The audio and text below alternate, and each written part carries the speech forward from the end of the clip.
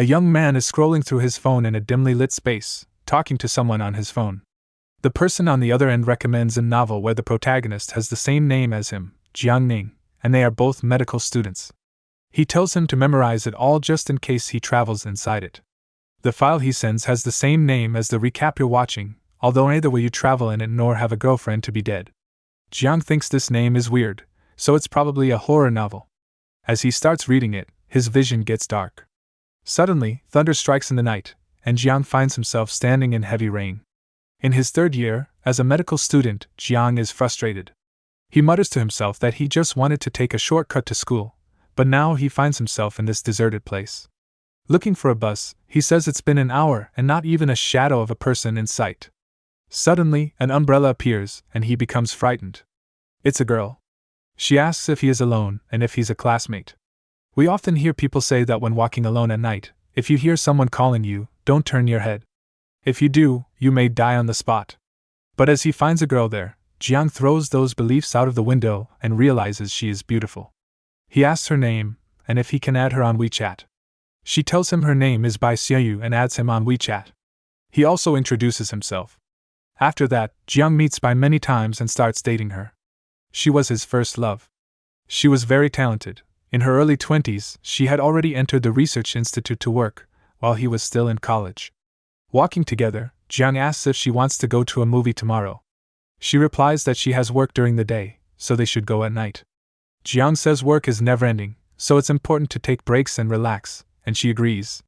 Jiang thinks about how introverted she was when their dates consisted of him pulling her to parks or walking along the street. He also notes that she was really afraid of cats and dogs, especially being bitten by dogs. Suddenly, a stray dog appears, and Jiang tells Xiaoyu to be careful. The dogs attack him, blood in their eyes. They manage to bite his hand, and Xiaoyu asks if he's okay. He tells her to stay back, and he'll take care of the dogs. After driving away the wild dogs, the next day, many stray dog bodies are found piled up on the side of the road. The sanitation workers say that someone poisoned the dogs on several streets in the area. It was also after that incident that Xiaoyu began to ask him for coins. Xiaoyu asks Jiang to lend her some money. He asks how much she needs, but Xiaoyu only asks for 1 yuan coin, only the one minted in 2018. He asks why that year, but she only says she will buy a life. From that day onward, every 15th day of the lunar month, she asks him to meet. After he gives her the coin, Xiaoyu returns the coin Jiang gave her last time and tells him to spend it within 1 day.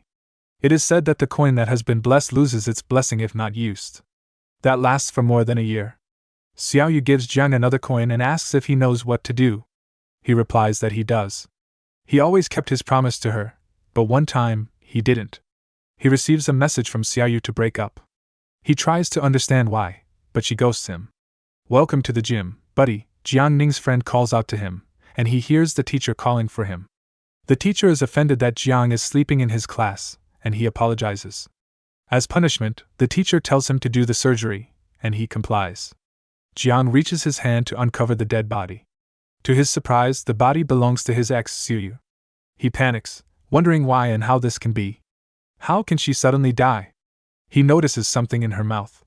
He searches her mouth, only to find a coin. He realizes that's the coin he gave her, and notes are still on it. The teacher also finds it strange that a 2018 coin is in the mouth of a corpse that has been dead for over 7 years. This shocks Jiang, and he asks his teacher about the time. The teacher confirms it again. He adds that if it's not used, it will be sent to the crematorium. Realization hits Jiang. The girl he had been dating for over a year had died 7 years ago. Jiang wonders if the one with him was a corpse. Jiang's classmate, covered in sweat, asks him why he suddenly ran out of the dissection room. He says it's good that he ran away because it was too terrifying. After being dissected by Teacher Chin, he had never seen such a tragic death before. Jiang inquires about the corpse being dead for 7 years yet still holding the 2018 coin in its mouth. Both are shocked by this revelation. The dying sunlight dimly lights Jian's room, where he sits covered in a blanket, unable to believe what had happened. The girl he dated for over a year had been dead for 6 months. He wonders if she was a corpse or a ghost. Flashback to when Jian asks about the 2018 coin found in a dead body's mouth. His roommate takes it from him and questions why he removed a coin from a dead person's mouth. He adds that it's the 21st century and asks if it really matters what they find in a dead person's mouth, pointing out that things used by the dead in ancient tombs are still valuable.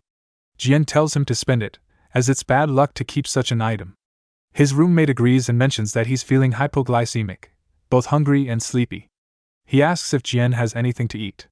Spotting a chocolate bar, he asks if it's Jian's.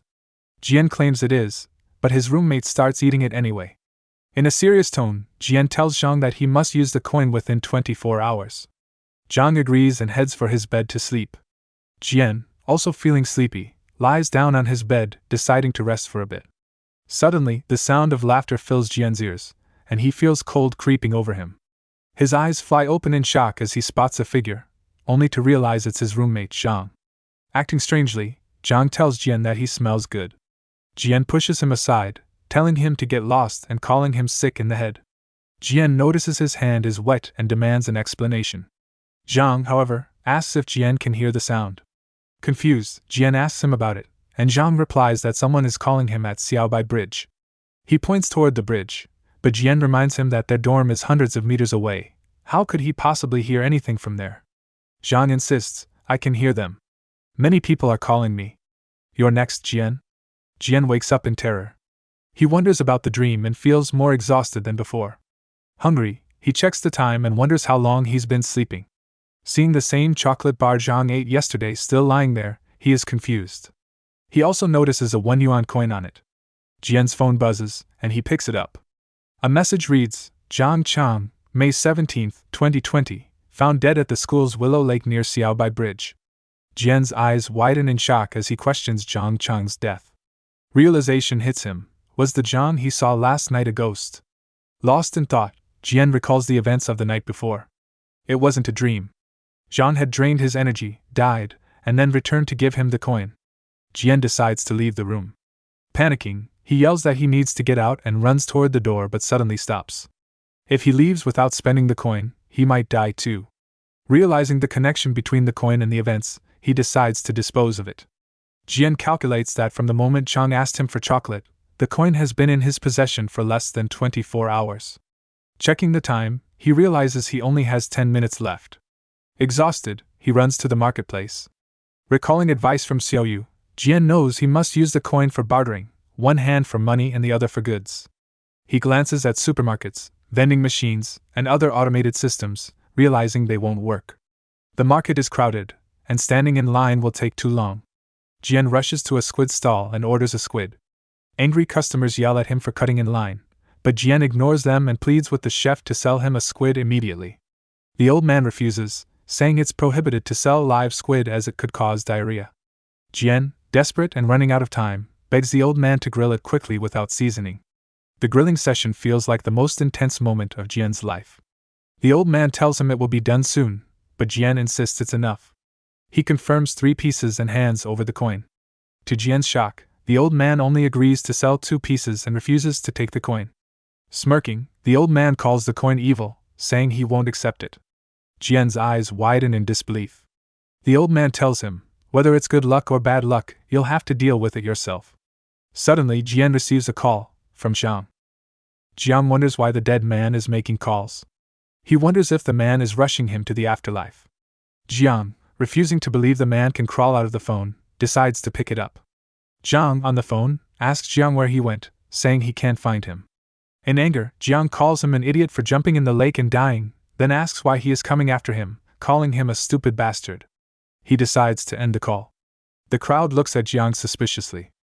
An old man starts laughing, calling him not bad. Jiang asks the old man, since he seems to know about the coin, if he also knows how to break the curse. The old man, with a serious expression, tells Jiang the coin has turned black, and it's no use spending it now. He guesses, based on Jiang's condition, that tonight might be his last. Jiang asks him what he did to deserve this. The old man decides to teach Jiang a couple of lines from the Taoist scripture and adds that whether he lives or dies depends on his luck. Jiang, feeling hopeful, tells him that if he makes it to tomorrow, he will buy some more squid. The old man replies that if Jiang really shows up, he'll take the cursed coin and let him eat squid to his heart's content. Walking alone on the streets at night, Jiang refuses to go back to the dorm.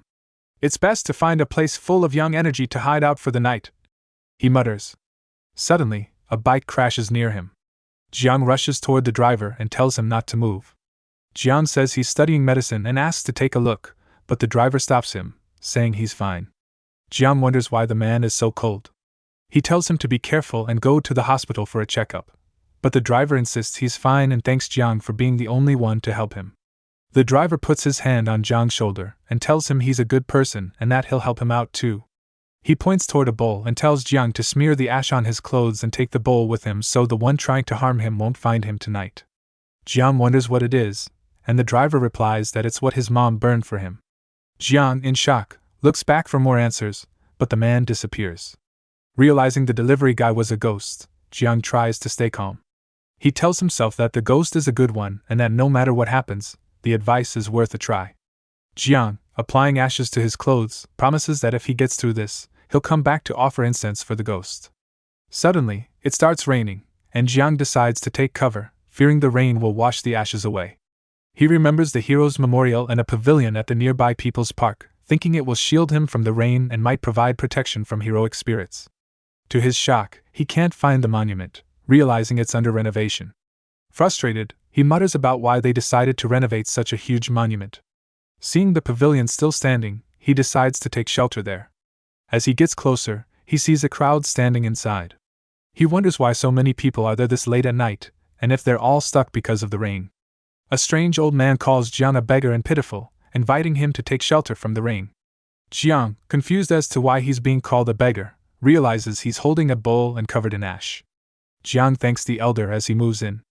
But Jiang's eyes widen in shock as he realizes the old man is wearing a burial outfit. He realizes the pavilion isn't clean, and the ones inside aren't living humans. The elder approaches Jiang, asking why he's still breathing. Jiang brushes it off, saying he isn't used to it yet. As Jiang stands, the rain gets heavier, and the incense ash threatens to wash away. Jiang thinks that with this layer of ash covering him, they might take him as one of their own. As long as he's careful, he might slip by unnoticed. Jiang notices a strange man looking for someone and immediately recognizes him as Zhang Chang. The ugly, dead Zhang searches for Jiang, wondering where he went.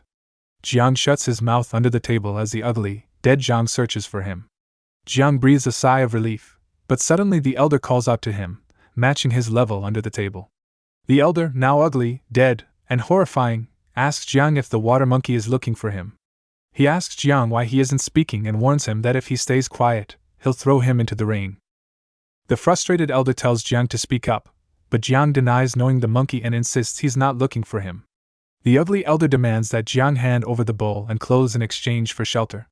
The elder insists, threatening to throw him out if he doesn't comply. Everyone begins chanting, "Hand over the bowl and clothes, or we'll throw you out."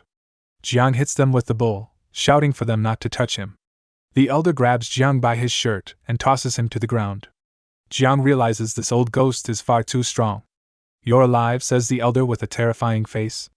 He accuses Jiang of not being there to seek shelter from the rain but to escape from the monkey. All the ghosts rush toward Jiang to drain his energy. Jiang starts singing a song. The ghosts cover their ears to shield themselves from his terrible voice. As Jiang briefly considers that he might have a talent for singing, the elder grabs him by the neck, commanding him to stop. "Your skills are no match for me," the elder snarls. He demands Jiang stay and keep them company. Suddenly, the elder's expression turns to fear as he drops Jiang. The elder starts trembling, and all the ghosts run away, shouting that the pavilion belongs to Jiang. Jiang is left shocked. He feels a presence behind him and immediately recognizes the smell. It's Xiaoyu. He turns around to confirm, but no one is there. He wonders if Xiaoyu came to see him. Saddened, he mutters how much he misses her. Xiaoyu's form passes by him, disappearing into nothingness. The next morning, birds chirping give Jiang a harsh reality check. He's still single. Nearby, students are training in the 24th form of simplified Tai Chi. The instructor corrects their postures. Jiang, still under the table, wakes up. He looks at the people training and realizes it's dawn. Overcome with happiness, he smiles, realizing he survived. He then hits his head on the table and cries out in pain. Looking at the broken bowl that saved him, he wonders what will happen if the ugly, dead Zhang appears again tonight. He notices strange marks all over his body. They must be related to something evil. Jiang realizes that even after escaping Zhang, if he doesn't deal with this, he might still die. He has to save himself. At the squid stall, the old man tells Jiang he has a tough life. Surprised that Jiang survived, The old man listens to Jiang's story about what happened last night. Jiang then asks for guidance. The old man, now introducing himself as Uncle Yu, rubs his bald head and says, "Since we've met, it must be fate." He tells Jiang to eat as much as he wants and assures him he'll take care of the problem. Jiang thanks Uncle Yu, but Uncle Yu adds, "It's still gonna be a paid service." He holds up 2 fingers. Jiang confirms 2,000? But Uncle Yu has different plans. Lighting his cigarette, he says with a straight face, 20,000. He adds that Jiang already has corpse spots on his body and that, without a professional like him, Jiang will die tonight. Uncle Yu explains that 20,000 is already a discount because Jiang is a student. He also mentions that he'll have to pay a price himself to fix this. Jiang, deep in thought, realizes he only has a few hundred yuan on him. How can he possibly manage 20,000? Sweat drips down his face as the realization dawns. Without money, he can't save himself. Jiang Ning cursed his parents to death. He is an unlucky jinx. People tell him to go away and warn others not to play with the jinx. Jiang's parents died when he was young. Completely original main character story, by the way, and his villagers refused to go near him. Chad Grandpa asks Jiang to come near and ignore the naysayers. He tells him to come and patrol the mountain. As Jiang walks with Chad Grandpa, who relied on his meager salary as a forest ranger, raising some poultry and crops to put him through university, he contemplates. Back at the squid shop, Jiang reflects on his grandpa's hard work to raise him. Now, he is dead. Jiang wonders how he can repay him or provide for him when he gets older. His tuition fees were all loans, and his living expenses were barely covered by part-time work during holidays. 20,000 seems like an unreachable price. Jiang tells Uncle Yu that he is low on cash and asks for a deposit first, offering to write an IOU for the rest. Uncle Yu smiles and tells him there's no need for an IOU, saying the price is a rule of the profession and a verbal agreement is enough. "It's fate that we met, Linger," Uncle Yu says. "Just give me some grocery money." Jiang calls Uncle Yu a great person, and Uncle Yu adds, "Taking this order is a way to accumulate good karma and practice my old craft. Don't think of me as just a squid vendor. I used to be a ghost chef." Jiang asks about it, and Yu replies, "Those who cook for the living are called chefs, and those who cook for the dead are called ghost chefs. When living people eat yang food, they can be healthy and happy, but when dirty things eat ghost food, it can dispel resentment, dissolve evil, and lead to reincarnation." Uncle Yu explains that Jiang's ghost money is life exchange money. To Jiang's shock, Uncle Yu takes his coin and tells him, "If someone with a weak birth chart takes the ghost money, they will be haunted by dirty things. Today, I will make you 6 ghost dishes to send away those dirty things, and this matter will naturally be resolved." He starts closing up the shop and tells Jiang, "Let's buy groceries." Jiang complies. Uncle Yu places a bucket on the table and attaches some gibberish on it, saying the offering dishes are all packed inside. He tells Jiang to carry it with him, as it will attract hungry wandering souls. He sticks yellow paper on it, ensuring the dirty things can only smell it but not touch it. Yu reminds Jiang, "If dirty things eat it on the way, all the efforts will be in vain." Jiang puts the bucket on his back. Uncle Yu instructs him to take the dishes to the water's edge and set the table according to the steps he taught him, at the place where Jiang drowned. He asks if Jiang has decided where to go. After some thinking, Jiang concludes that, besides the school, there's only People's Park with the lake he visited yesterday. He thinks it's not convenient with the security guard at school, so he will go to People's Park again. As Jiang says farewell to Uncle Yu, Yu tells him to wait. Uncle Yu gives Jiang a bag and a dragon-like wooden stick, calling them life-saving treasures.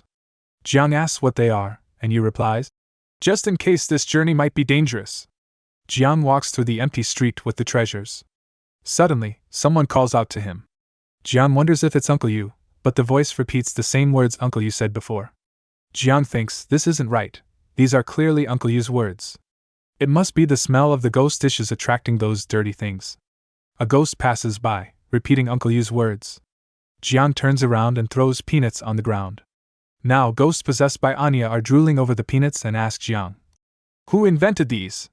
While the ghosts are busy eating, Jiang thinks Uncle Yu was right. These Spy X Family fans are way too overrated. After hearing those words, the ghosts lose their minds, their eyes locked on Jiang. He throws more peanuts at them and runs away. After running for a while, he thinks they're close behind. Jiang finally arrives at the lake. He starts preparing for the main task, setting the table and placing food on it. Once there, the drowned ghost, Zhang Chang, smells the offerings and climbs out of the lake to dispel his resentment. As Jiang prepares the meal, he suddenly hears an old man's voice. "Little brat, avoiding trouble came last night, and you're back again tonight?" The old man locks eyes with Jiang and asks, "Are you offering such fragrant food to them?" As other ghosts start gathering, Jiang thinks to himself, the one who should have come hasn't come, but the ones who shouldn't have come. He throws peanuts at them too, hoping they're repelled by Spy X family as well. Then Jiang hands the old man some food, hoping they won't interfere and will leave him. The old man, not having it, throws the food and says, "I don't want that, I want the meat in the basket." He grabs Jiang's shirt, saying, "The fierce woman who saved you last night isn't here. If you don't let me eat, I'll flip your table and throw you in the water as a substitute for the water monkey. Don't even think that woman will come out to protect you again, she can barely protect herself now." Jiang's eyes widen as he thinks, could that woman be Xiaoyu?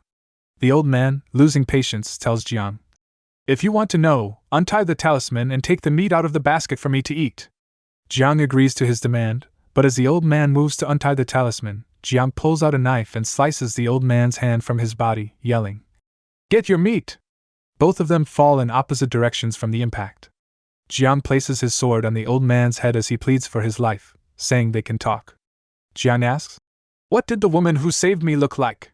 The old man replies, "She was quite good-looking, with a mole under her left eye, and she was holding a black paper umbrella." Jiang confirms it was Xiaoyu who saved him but wonders why she's avoiding him and refuses to see him. He also wonders what the old man meant by saying she can barely protect herself. Suddenly, a voice calls out to him, sending shivers down his spine. Jiang looks over his shoulder, realizing Zhang has finally arrived. As he holds Jiang by the shoulder, Zhang tells Jiang he's been looking for him for 2 days.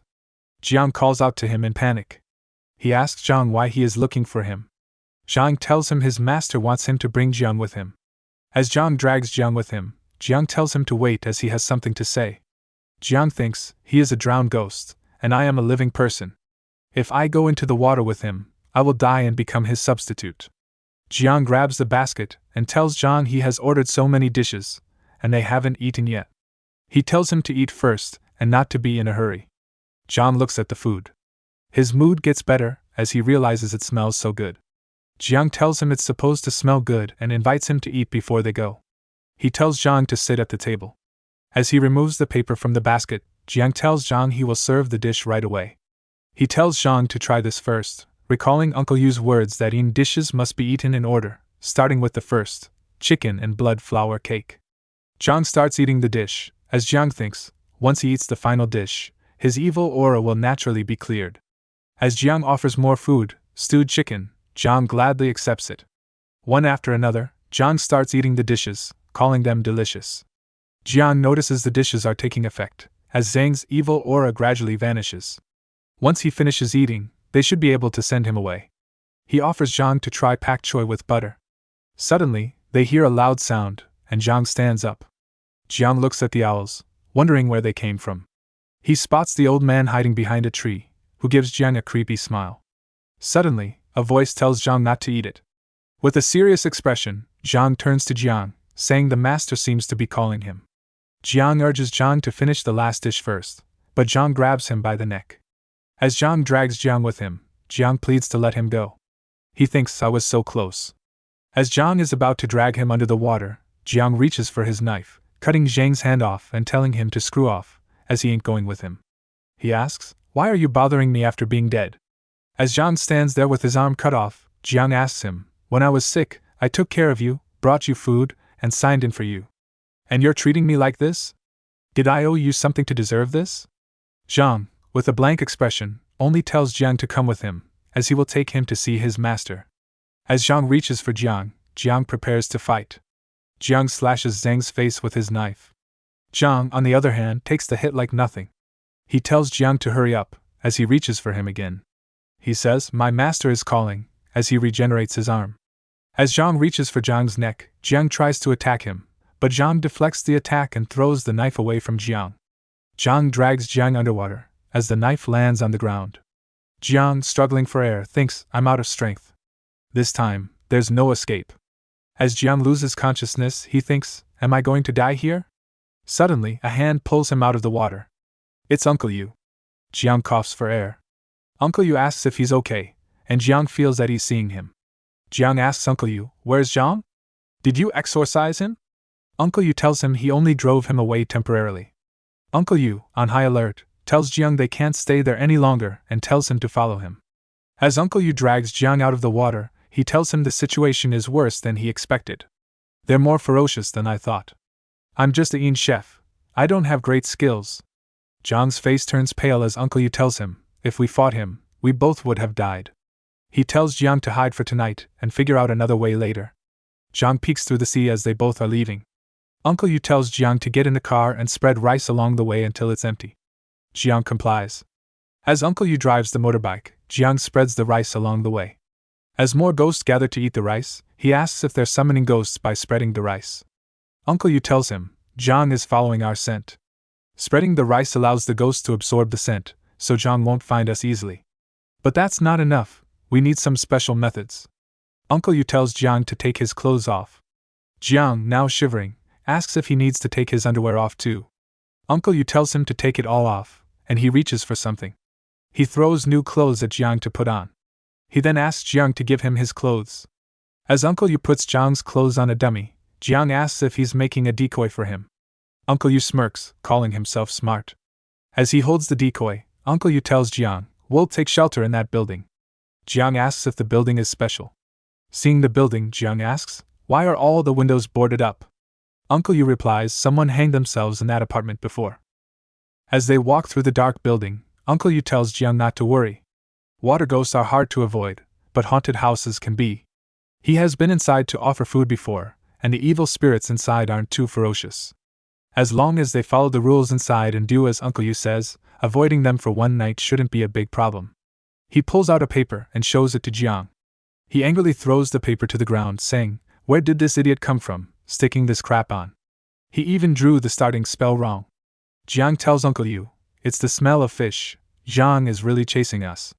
Uncle Yu is surprised by Gang's speed. He urges Jiang to act fast and go inside first. They knock on the door, and a voice asks, who is it? Uncle Yu replies, Auntie, I brought you food last time. Auntie asks, where is the food this time? Uncle Yu tells her he needs to use the bathroom first, and he will give it to her later. Uncle Yu holds Jiang's hand, telling him not to let go, and Jiang complies. As they rush inside, Auntie tells them to be careful and not break her things. Uncle Yu apologizes repeatedly. He throws Jiang inside and tells him to hide here for the night. Uncle Yu tells Jiang that the water ghost will be guarding them at the door. As long as it doesn't come in, they won't go out. He looks at his phone and tells Jiang that once they make it till dawn, they'll be fine. Jiang asks, is the person who died here the auntie we met? Uncle Yu replies it was, but we can't count on her to protect us. He tells Jiang there are 5 hours until dawn. He will draw a talisman on the door, which can hold off Jiang for a while. He asks Jiang to find a place to hide. Jiang says it's empty. Let's sit on the floor. Suddenly, they hear a loud noise from outside the door, the smell of fish. Jiang realizes Jiang has come in. Auntie suspiciously asks, why are 2 grown men going to the bathroom together? Aren't you ashamed? Your friend is looking for you, why don't you come out? Uncle Yu replies, we don't know him. We have stomachaches and need to stay in a little longer. Suddenly, loud knocking fills the air.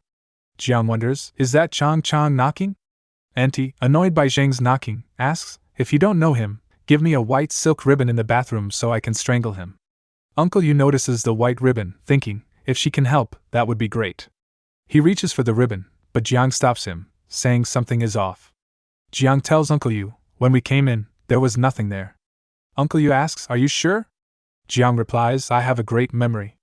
If we really touch it, I'm afraid the one being strangled won't be the one knocking outside, but us. Auntie asks Uncle Yu, haven't you seen it? Uncle Yu replies that their legs are numb, and they can't reach it. Suddenly, a voice from behind tells them, I think you don't want to get it.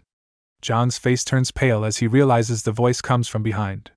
As he looks behind, both Jiang and Auntie are standing in the mirror. Jiang breaks the mirror with a punch. Uncle Yu realizes they are working together. He's glad Jiang was alert, or he would have almost fallen for it. Suddenly, there is a loud bang on the door. Uncle Yu realizes the obvious. He thinks the talisman can hold one of them, but if they both attack, it won't last long. Once they break through the door, we'll be trapped like turtles in a jar. Both of them try to hold the door off from breaking. Jiang, panicking, thinks, is there anything to block the door? I need to think of something fast. As he looks at the window, he gets an idea. He breaks the window with a kick and jumps out. Uncle Yu calls out to him. Auntie says, "Looks like the kid you were looking for jumped off the building."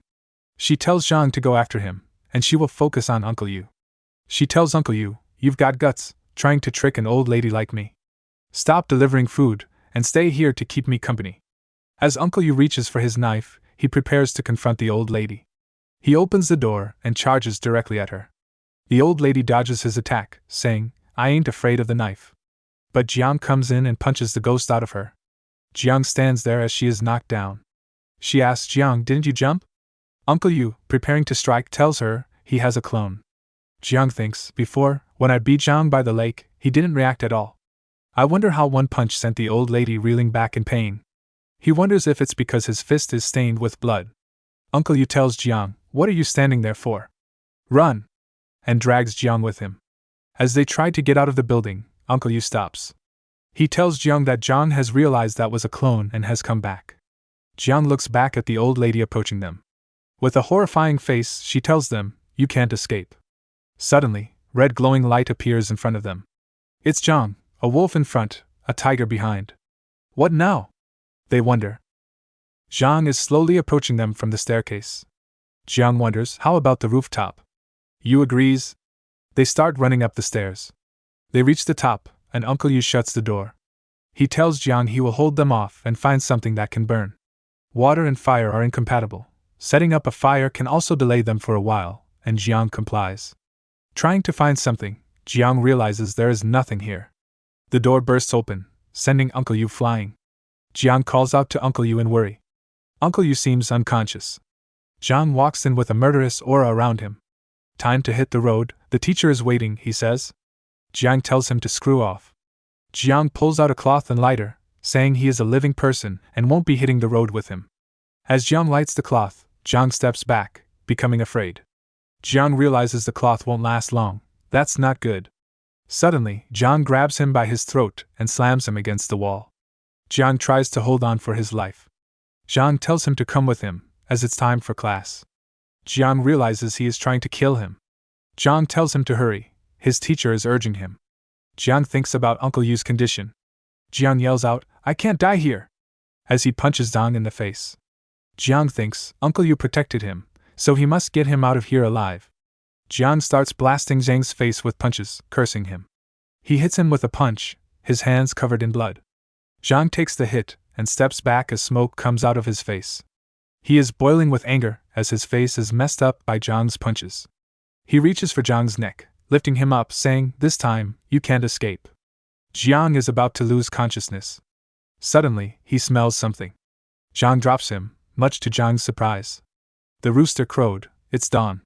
"I have to get back," Jiang says as he walks away. As he is walking back, someone is observing them. Jiang wonders if it's really dawn.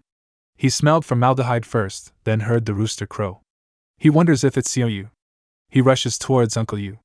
He lifts the door up, telling Uncle Yu to hang in there. He will take him to the hospital. He carries Uncle Yu to the taxi, asking the driver to take them to the hospital. The driver refuses, saying they will dirty his car with blood. Jiang then asks him to call an ambulance for them, since they lost their phones. But he drives away after being rejected 3 times. Jiang thinks the world is going downhill. There are thieves stealing batteries, but no car to help save people. Suddenly, a bus arrives. The driver asks, "Little brother, what happened?" Jiang says, "My uncle is injured. We must get him to the hospital immediately." The driver tells Jiang to get in. He will take them there. Jiang thanks him, saying, "There are good people." As Jiang gets in the bus, the driver says, "Then we'll hit the road." Jiang wonders, hit the road? Shouldn't he say set off? Only dead people hit the road. Living people don't use those words. Drivers generally avoid that term. Why did he say that? The driver urges him to sit down. As Jiang gets in, he notices too many people on the bus. It's only 6 a.m. at most. It's strange that so many people are here. He wonders if he got in a ghost car. Jiang thinks Uncle Yu's condition is critical. He needs to get him to the hospital as soon as possible, even if they are on the ghost bus. Uncle Yu opens his eyes, and Jiang calls out to him. He tells Uncle Yu that they are on the way to the hospital, but this bus is. Uncle Yu tells him he can see it. When it rains, it pours, as all the passengers look at them with glowing red eyes. They both shake hands as Yu says, I've heard of the ghost bus. What's meant to be will be. Jiang says if anything happens, he will have to fight. They both reach their station safely, much to their surprise. The bus driver even gives them directions to the hospital as he drives away. Jiang wonders if they are leaving without asking for payment. Uncle Yu falls to the ground. At the hospital, the doctor tells them not to worry. After this medicine, Uncle Yu will wake up soon. Jiang thanks him. The doctor turns his attention to Jiang, asking him why he's been skipping class lately. The bad thing about coming to a medical university-affiliated hospital is that he can run into teachers. He can't tell them the truth, he wonders. The doctor sighs and tells Jiang he knows it's because of Jiang and teacher Chen Guofu's death, which hit him hard. Teacher Chen also valued Jiang, and their deaths were both accidents. Jiang's eyes widen in surprise. The teacher who dissected Xiao Yu is also dead? The doctor tells him he will be a doctor in the future. Life and death are things he will see almost every day, so try seeing them differently. Jiang thinks of Zhang, who always said a teacher was urging him. Could it be teacher Chen? Why are they hunting me after their deaths? The doctor says, try to adjust your mindset and come back to class soon. I will be going now. As the doctor leaves, Jiang turns to Uncle Yu, asking how he is feeling. Uncle Yu tells him he is fine, but he is just a cook, after all. His abilities are limited. The thing hunting Jiang is beyond his capabilities. Jiang tells him he is fine, and he won't forget the kindness Uncle Yu shows him. If he can't avoid it, then he won't. Jiang says that once he becomes a ghost, he doesn't believe he still won't be able to beat that big idiot.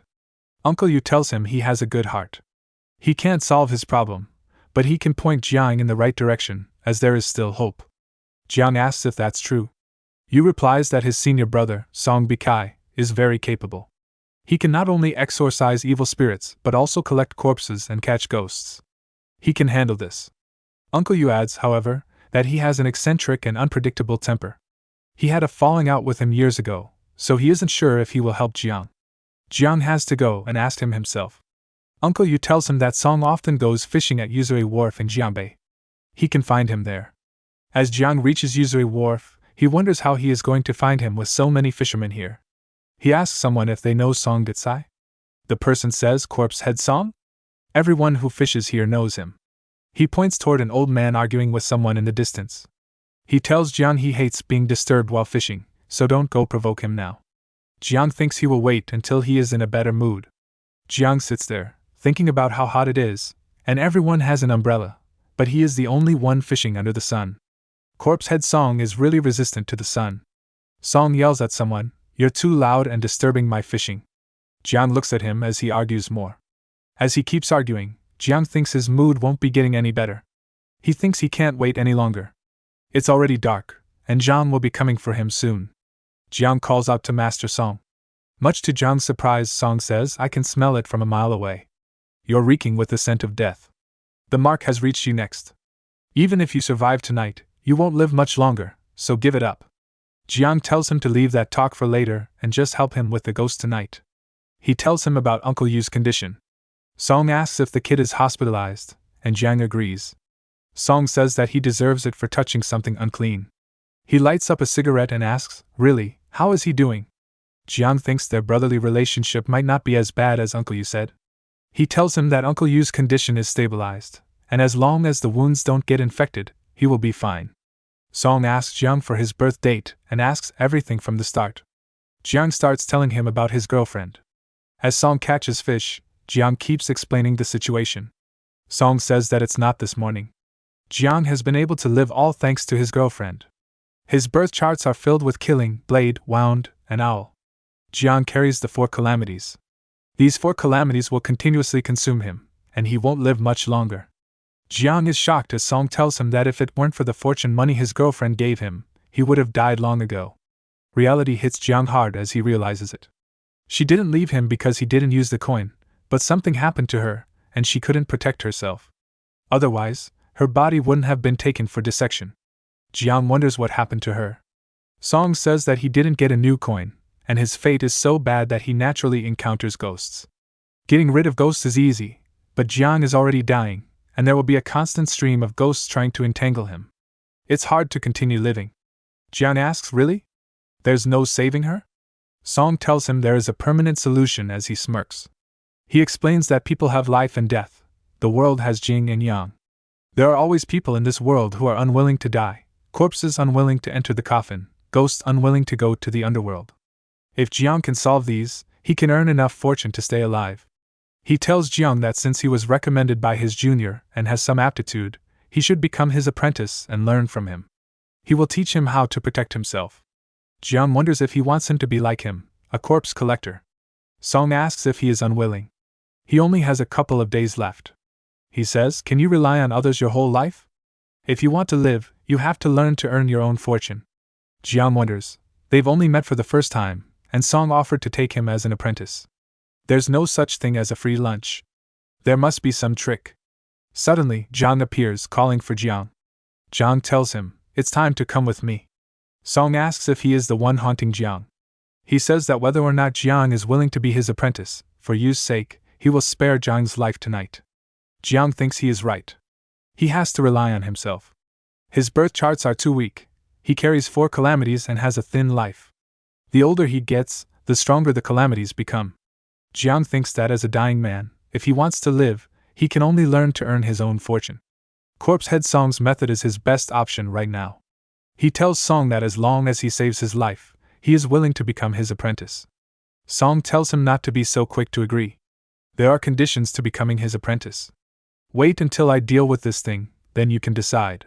Song pulls his fishing rod, saying it's perfect, and he'll show him what he is capable of.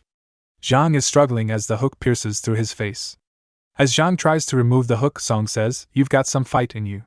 No wonder even Yu Long couldn't get rid of him. But today, you have fallen into my hands." Song pulls him out of the water, saying he is nothing. Jiang is lying on the floor unconscious. Jiang thinks Jiang has been haunting him for days, nearly killing him and Uncle Yu. How could Master Song deal with him so easily? Song says this drowned ghost hasn't turned malicious yet. It has resentment, but no malice. There is still time to send it off. Jiang thinks Master Song is truly an expert as Song tells him he has driven out its resentment. It'll be normal soon. Go remove the fishhook and ask him how he died, Song instructs. Jiang complies. As Jiang reaches for the fishhook stuck in Jiang's mouth, Jiang grabs his hand, saying, "The teacher asked to get him." Jiang slaps him in the face, saying he is always pestering. Jiang suddenly regains his senses, asking, "Who's dead?" Jiang grabs him by his shirt, asking him to think carefully. "Why did you come looking for me?" Jiang says that after Jiang left, he picked up the coin he threw away and then felt dizzy. The teacher asked Jiang to find Jiang. He walked to the little white bridge in a daze. Then, he heard someone calling him from the water. He jumped from above and died. Master Song tells Jiang he was likely drained of his yang energy by the coin. There is something unclean in that lake, and it took the opportunity to claim Deng's life. Jiang is shocked, thinking he can't feel his heartbeat. "I'm only 20 and just got a girlfriend." He slaps himself for his greed. He cries, thinking the teacher told them to hand in any found coins, but he kept it, and now he is dead. Master Song tells Jiang, "Don't just stand there. Go to my tackle box and get the yellow bag inside. I will teach you how to send Jiang off to be reincarnated." Jiang questions if he is going to send Jiang off. Master Song tells him that by personally resolving this evil deed, he can gain good fortune from him. He asks if Jiang doesn't value his life, as he notices marks on Jiang are severe. Jiang says, "Yes, Master Song." Master Song tells him to write his birth date and time on the yellow paper and burn it. Light the incense and place it at the crossroads. Jiang burns the paper. As Jiang burns the paper, Master Song tells him to face west and repeat after him. Ashes to ashes, dust to dust, the deceased begins their journey to the underworld. Jiang thinks, honestly, he used to think that sending ghosts on their way was something that only happened in movies and comics, something completely unbelievable. As Jiang stands face to face with Jiang, he repeats the words. He never thought it would happen to him one day and to his best friend. Jiang tells him to wait. Jiang wonders if he is having second thoughts. Instead, Jiang thanks him and apologizes. He says he is sorry he almost got Jiang and Uncle Yu killed last night. He told Jiang to apologize to Uncle Yu for him. Jiang, with a smile, tells him he will pass his message, and it's all in the past now, don't dwell on it and go in peace. He tells Jiang to go on his way as Jiang walks toward the light. At the final moment, he turns back, warning Jiang that he heard Teacher Chen urging him again. He wants him to take Jiang back to the dissection room quickly. If he leaves, he might come looking for Jiang himself. As Jiang vanishes in smoke, His warning to be careful echoes in the air. Jiang tells him to rest in peace, and he will remember it.